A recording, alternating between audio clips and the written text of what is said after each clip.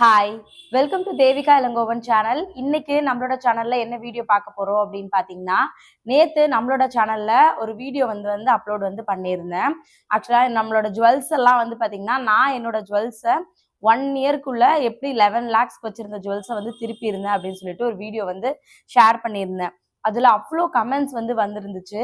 அதுல முக்கியமா சொல்லணும் அப்படின்னா நிறைய பாசிட்டிவ் எல்லாமே பாசிட்டிவான கமெண்ட்ஸ் மட்டும்தான் அதுல இருந்துச்சு. நிறைய பேர் அக்கா நான் என்னோட நகையை திருப்பிடுவேன்ற கான்ஃபிடன்ஸ் எனக்கு வந்துச்சு அப்படின்னு சொல்லியிருந்தீங்க. இன்னும் சில பேர்லாம் ரொம்ப யூஸ்ஃபுல்லா இருந்துச்சு. நானுமே என்னோட ஜுவல்ஸை வச்சு என்னோட ஹோம் லோனை க்ளோஸ் பண்ணலாமான்னு பிளான் பண்ணியிருக்கேன். அப்படியெல்லாம் நிறைய கமெண்ட்ஸ் பண்ணியிருந்தீங்க. Thank you so much. எனக்கு ரொம்ப ஹாப்பியா இருந்துச்சு. இன்னைக்கு பார்த்தீங்கன்னா அதுலயே நிறைய பேர் நிறைய டவுட்ஸ் எல்லாம் கேட்டிருந்தீங்க. ஆக்சுவலா நீங்க 27 லேக்ஸ்க்கு ஜுவல்ஸ் வச்சேன்னு சொல்லியிருந்தீங்க. எவ்வளவு மந்த்லி இன்ட்ரெஸ்ட் பே பண்றீங்க அப்படின்னு சொல்லிட்டு நேத்து ஒரு சிஸ்டருக்கு நான் மெசேஜ் பண்ணும்போது தப்பா பாத்தீங்கன்னா ஆக்சுவலா தப்பான டைப் பண்ணும்போது மேபி மிஸ்டேக் ஆயிடுச்சா என்னன்னு தெரியல. அவங்க சொல்லியிருந்த இன்ட்ரெஸ்ட் கொஞ்சம் ஜாஸ்தியா இருந்துச்சு. அப்ப அவங்க கிட்டயுமே கமெண்ட்ல சொல்லியிருந்தேன். அப்போ நிறைய பேரோட கேள்வியா இருந்தது என்ன அப்படின்னு பாத்தீங்கன்னா, எவ்வளவு இன்ட்ரெஸ்ட் வருது உங்களுக்கு 27 லேக்ஸ்க்கு நீங்க எவ்வளவு இன்ட்ரெஸ்ட் பே பண்றீங்க அப்படின்னு சொல்லியிருந்தீங்க. அதே மாதிரி அக்கா நாங்க வெறும் எங்களால இன்ட்ரெஸ்ட் வட்டி மட்டும்தான் கட்டிட்டே வர முடியுது, எங்களால வட்டியுமே கட்ட முடியல, நீங்க சொன்னதுக்கு அப்புறம் தான் நான் என்னோட கார்டே எடுத்து பார்த்தேன் அப்படின்னுமே எனக்கு பர்சனலா நிறைய பேர் மெசேஜஸ் பண்ணியிருந்தீங்க.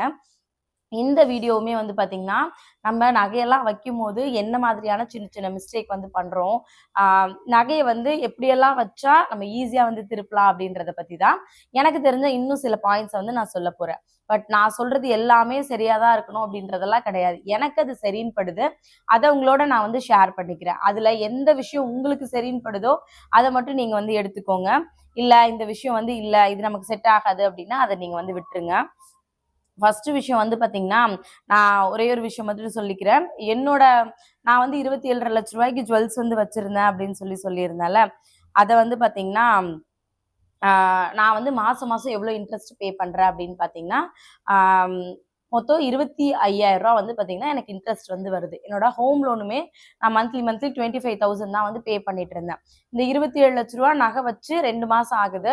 ஃபர்ஸ்ட் மந்த் பாத்தீங்கன்னா நான் பேங்க்ல கார்டு எடுத்துட்டு போய் கேட்கும் போது அவங்க சொன்னது என்ன அப்படின்னா, அவங்க ஒரு அமௌண்ட் மார்க் பண்ணி கொடுத்தாங்க.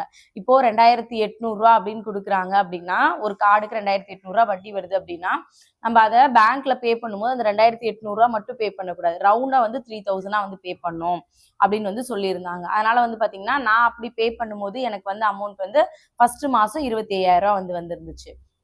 நான் என்ன பண்ணேன், மாசமே மொத்தம் 5 கார்டு வச்சிருந்தேன்னு சொல்லியிருந்தேன்ல, அதுல 4 கார்டுக்கான இன்ட்ரெஸ்டும் 1 கார்டுக்கான வட்டி அசல் மட்டுமே கட்டியிருந்தேன்.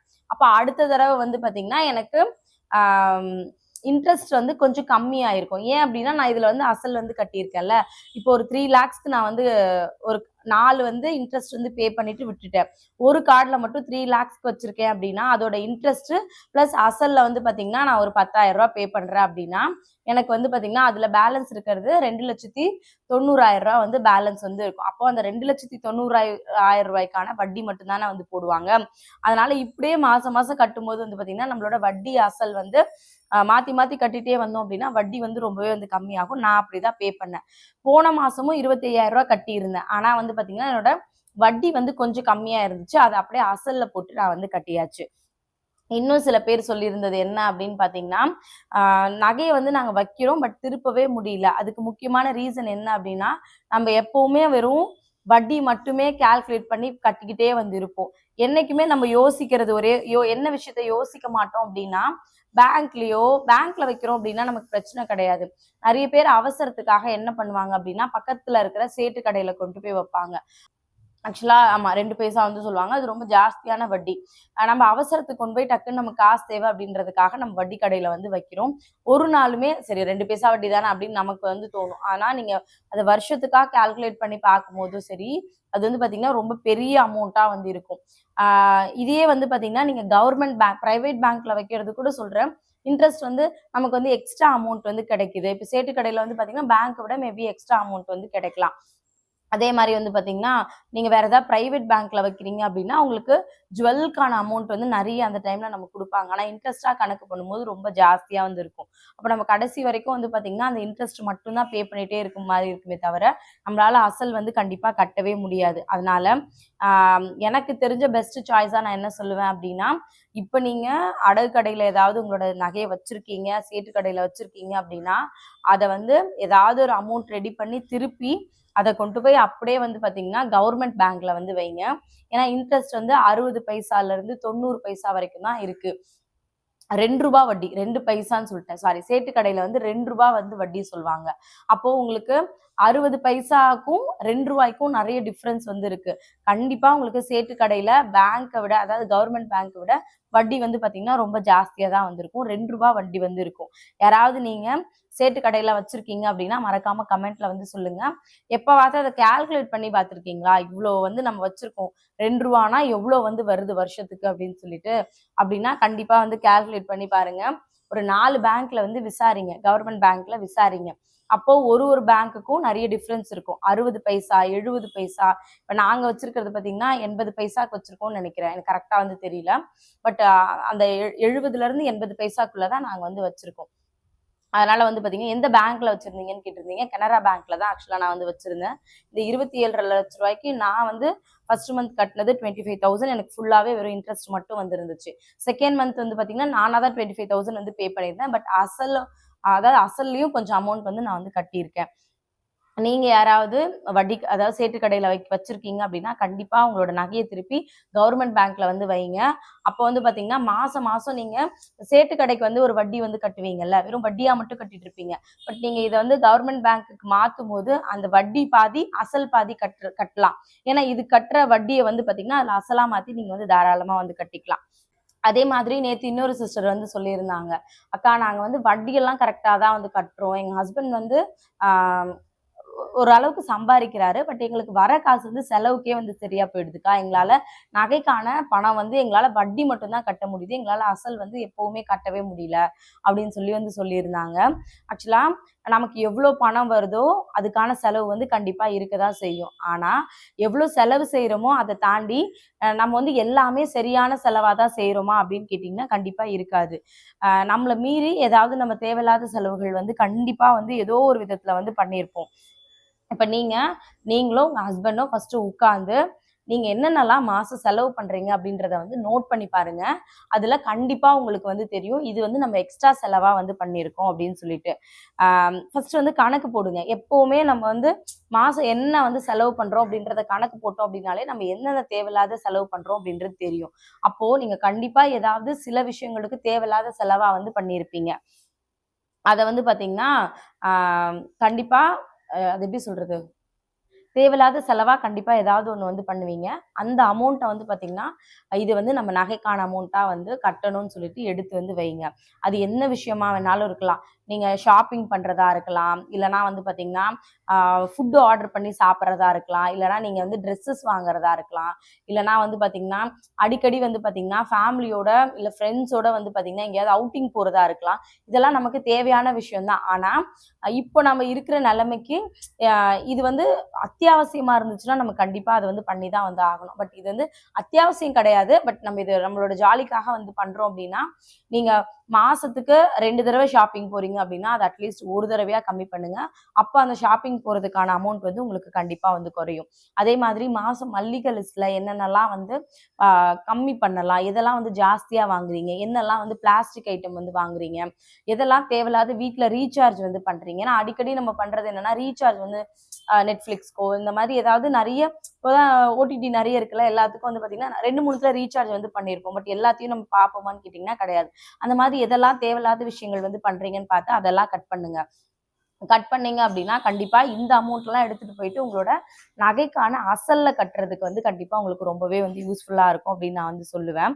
அதே மாதிரி வந்து பாத்தீங்கன்னா இப்போ வந்து இன்னைக்கு என்ன டேட், 25 1ஆம் தேதியில இருந்து வந்து பிளான் வந்து பண்ணுங்க.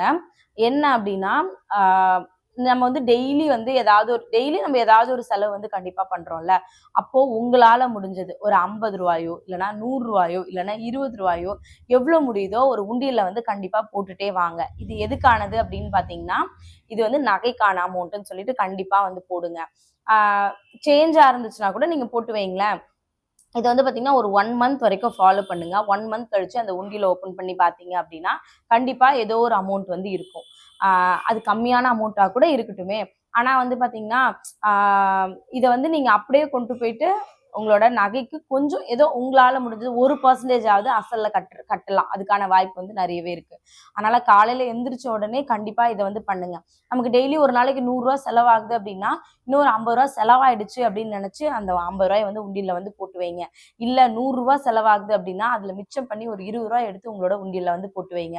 அக்கா இந்த மாதிரி 50, 20 எல்லாம் வந்து சேர்த்து வச்சோம் அப்படின்னா இதெல்லாம் நகை கட்ட முடியுமா அப்படின்னு கேட்டீங்கன்னா நீங்க சேர்த்து வச்சு பாருங்க. கண்டிப்பா அது ஒரு மாசத்துக்கு மினிமமான ஒரு அமௌண்ட்டா வந்து நிற்கும். கண்டிப்பா நீங்க மாசம் மாசம் உங்களோட அசல்ல வந்து அந்த அமௌண்ட்டை கொண்டு போய் கட்டும் போது அடுத்த மாசம் நீங்க வட்டி கட்டுறதுல இருந்து உங்களுக்கு கொஞ்சம் அமௌண்ட் வந்து கம்மி ஆகும். அந்த வட்டி கட்டுற அமௌண்ட்டையும் சேர்த்து இதுல வந்து கட்டலாம்.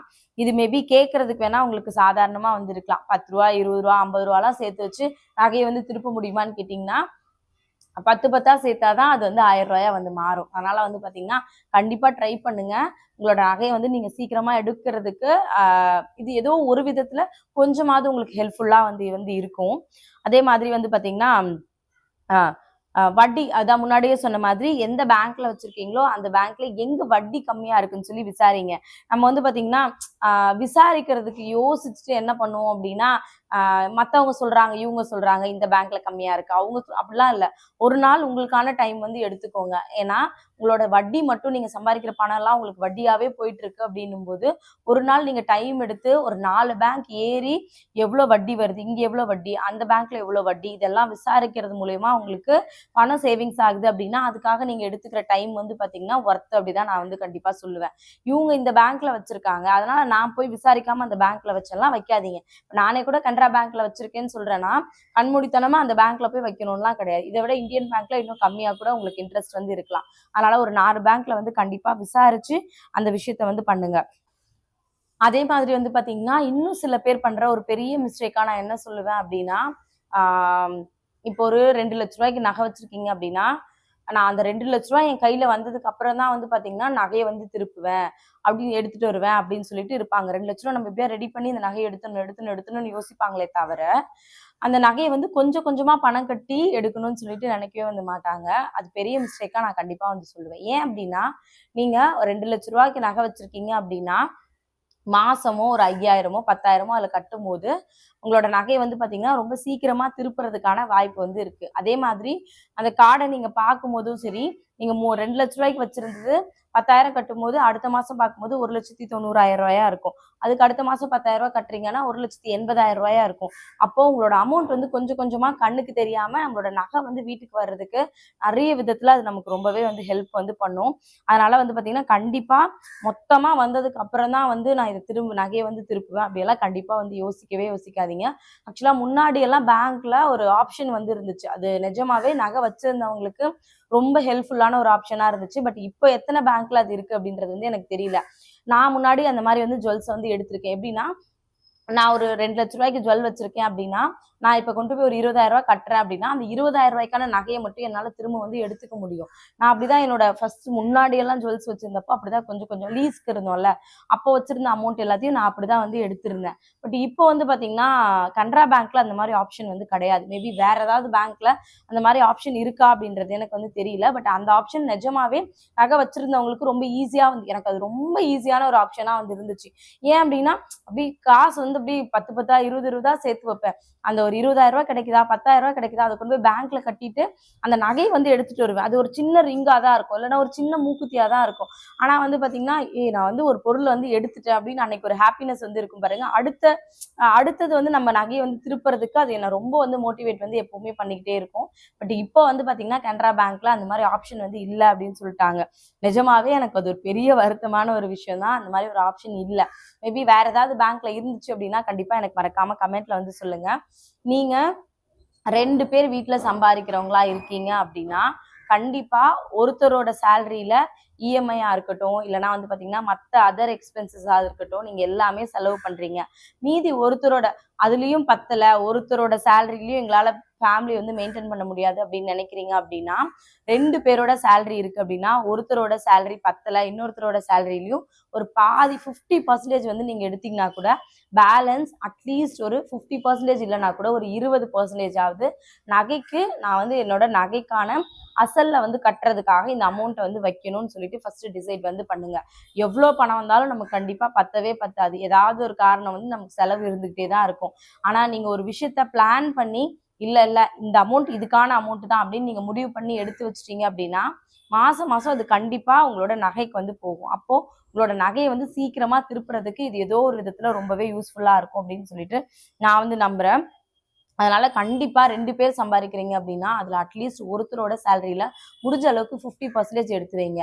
இல்ல 50% முடியாது அப்படின்னு நினைக்கிறவங்க அட்லீஸ்ட் ஒரு 20% ஆவது எடுத்து வைங்க. 24% எல்லாம் கட்டினா எங்களோட நகையை திருப்ப முடியாது அப்படின்னா கூட நீங்க 20% எடுத்துட்டு போய் முதல்ல கட்டுங்க. கொஞ்சம் கொஞ்சமா கட்டும் போது அந்த வட்டி அசல் குறையும் போது உங்களுக்கு வந்து பாத்தீங்கன்னா உங்களோட பணம் வந்து கண்டிப்பா வந்து மிச்சம் வந்து ஆகும். அதனால கண்டிப்பா இந்த விஷயத்த வந்து ட்ரை பண்ணி வந்து பாருங்க. அடுத்த விஷயம் என்னன்னு பாத்தீங்கன்னா, இப்ப நான் கூட அந்த விஷயத்த வந்து பண்ணியிருக்கேன். இப்போ மொத்தமா ஒரு 5 லட்ச ரூபாய்க்கு நீங்க வந்து நகை வச்சிருக்கீங்க, இல்லைன்னா ஒரு 2 லட்ச ரூபாய்க்கே வச்சுக்கோங்களேன். 2 லட்ச ரூபாய்க்கு நீங்க நகை வச்சிருக்கீங்க இப்போ அப்படின்னா, யாருக்கிட்டயாவது தெரிஞ்சவங்க கிட்டயோ இல்ல ரிலேட்டிவ்ஸ் கிட்டயோ வந்து பாத்தீங்கன்னா ஒரு 2 lakhs நீங்க வந்து வாங்கிட்டு அந்த ஜுவல்ஸை வந்து பாத்தீங்கன்னா பிரிச்சு வந்து வைங்க. செப்பரேட்டா 1 lakh 1 lakh வைக்கலாம். இல்ல அப்படின்னா அதையே 3ஆ பிரிச்சு கூட நீங்க வந்து வைக்கலாம். அப்படி வச்சோம் அப்படின்னா நகை வச்சதுக்கான அமௌண்ட் வந்து உங்களுக்கு திரும்ப வந்து கிடைச்சிரும். இந்த அமௌண்ட்டை வந்து பாத்தீங்கன்னா யாருக்கிட்ட கடன் வாங்கியிருந்தீங்களோ அதை வந்து திரும்ப நீங்க மற்றவங்க கிட்ட வந்து கொடுத்துடலாம். இப்போ இந்த 3ஆ இருக்கும்போது வந்து பாத்தீங்கன்னா உங்களுக்கு ஈஸியா வந்து ஒரு நகைக்கு கட்டி உங்களோட ஒரு நகையை திருப்புறதுக்கு ரொம்ப ஈஸியா வந்து இருக்கும். நான் ஆக்சுவலா செப்பரேட்டா தான் வந்து வச்சிருக்கேன். இருந்தாலுமே என்னோட அமௌண்ட் ரொம்ப ஜாஸ்தின்றதுனால எனக்கு ரொம்ப கஷ்டமா இருக்கு. அதே மாதிரி நேத்து நிறைய பேர் கமெண்ட்ல வந்து சொல்லியிருந்தீங்க, அக்கா நீங்க சீக்கிரமா உங்களோட தாலி செயின் வந்து எடுத்துருவீங்க, நான் உங்களுக்கு கண்டிப்பா உங்களுக்காக நான் வந்து ப்ரே பண்ணிக்கிறேன்னு சொல்லியிருந்தீங்க. இன்னும் சில பேர் நான் சொல்லியிருந்த பாயிண்ட்ஸ் எல்லாமே இந்த பாயிண்ட் எனக்கு இவ்வளோ யூஸ்ஃபுல்லா இருந்துச்சுன்னு தனித்தனியா வந்து கமெண்ட் வந்து பண்ணியிருந்தீங்க. ரொம்ப ஹாப்பியா வந்து இருந்துச்சு. Thank you so much. ஏன் அப்படின்னா ஒருத்தவங்க சொல்ற விஷயம் நல்லா இருந்துச்சு அப்படின்னா ஓகே இது யூஸ்ஃபுல்லா இருந்துச்சு அப்படின்னு நார்மலா கடந்து போறவங்க ஒரு சில பேர் இருப்பாங்க. இன்னும் சில பேர் வந்து எல்லாத்தையும் கேட்டுட்டு இதெல்லாம் ஒரு இதா அப்படின்னு கடந்து போறவங்க இருப்பாங்க. ஆனா நிறைய பேர் நம்மளோட சப்ஸ்கிரைபர்ஸ் எல்லாருமே வந்து பாத்தீங்கன்னா ஒரு விஷயம் நான் சொல்றது பிடிச்சிருந்துச்சு அப்படின்னா, அக்கா இந்த விஷயம் எனக்கு பிடிச்சிருந்துச்சு, அது ரொம்ப யூஸ்ஃபுல்லா இருந்துச்சு, இந்தந்த விஷயங்கள்லாம் பிடிச்சிருந்துச்சுன்னு பர்சனலா நீங்க கமெண்ட் பண்றீங்கல்ல, அது எனக்கு ரொம்ப ஹாப்பியா வந்து இருக்கு. ஒருத்தங்க பண்ற விஷயம், ஒருத்தங்க சொல்ற விஷயம் நல்லா இருக்கு அப்படின்னு சொல்றதுக்கே ஒரு அப்ரிஷியேட் பண்றதுக்கே கண்டிப்பா ஒரு மனசு வந்து வேணும். என்ன நான் பண்ற விஷயங்கள் நல்லா இருக்குன்னு அப்ரிஷியேட் பண்ற எல்லாருக்குமே ரொம்ப தேங்க்ஸ் சொல்லிக்கிறேன். Thank you so much. இந்த வீடியோ உங்களுக்கு ஏதோ ஒரு விதத்துல ரொம்ப யூஸ்ஃபுல்லா இருக்கும் அப்படின்னு நான் நினைக்கிறேன். நான் எப்பவுமே ஒரு விஷயம் சொல்ல மாட்டேன், வீடியோ வந்து ஷேர் பண்ணுங்க அப்படின்னு சொல்லிட்டு. நான் நேத்துக்கு வீடியோவா இருக்கட்டும் இல்ல இந்த வீடியோவா இருக்கட்டும் உங்களுக்கு பிடிச்சிருந்துச்சு, உங்களுக்கு இது ரொம்ப யூஸ்ஃபுல்லா இருந்துச்சு அப்படின்னு நீங்க நினைச்சீங்கன்னா கண்டிப்பா யாருக்காவது உங்களோட ஃப்ரெண்ட்ஸ்க்காவது ரிலேட்டிவ்ஸ்க்காவது ஷேர் பண்ணுங்க. ஏன் அப்படின்னா நான் நேத்து போட்ட வீடியோவோட கமெண்ட்ஸ் பார்க்கும்போது தான் எனக்கு தெரிஞ்சிச்சு இது நிறைய பேருக்கு யூஸ்ஃபுல்லா இருக்கு. இந்த விஷயங்கள்லாம் வந்து சில பேர்லாம் ஹோம் லோனே நான் என்னோட ஜுவல்ஸை வச்சு க்ளோஸ் பண்ணலாம்னு நினைக்கிறேன்னு சொல்றப்போ எனக்கு அவ்வளோ ஹாப்பியா வந்து இருந்துச்சு.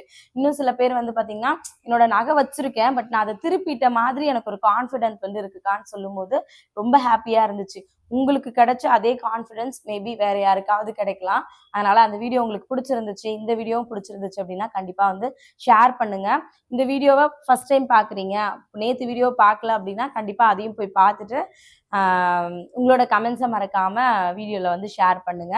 Thank you so much. மறுபடியும் நாளைக்கு இன்னொரு வீடியோல பார்க்கலாம்.